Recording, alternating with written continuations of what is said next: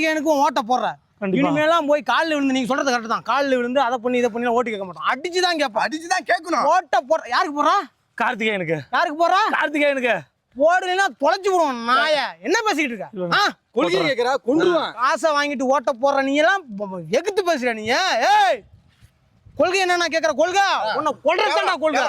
தொலைச்சு போடுவோம். கேமரா அண்ணா தம்பி சொல்ல பொண்ணான வாக்குகளை கார்த்திகேயனுக்கு போட்டு அவரை ஜெயிக்க வச்சிருங்க.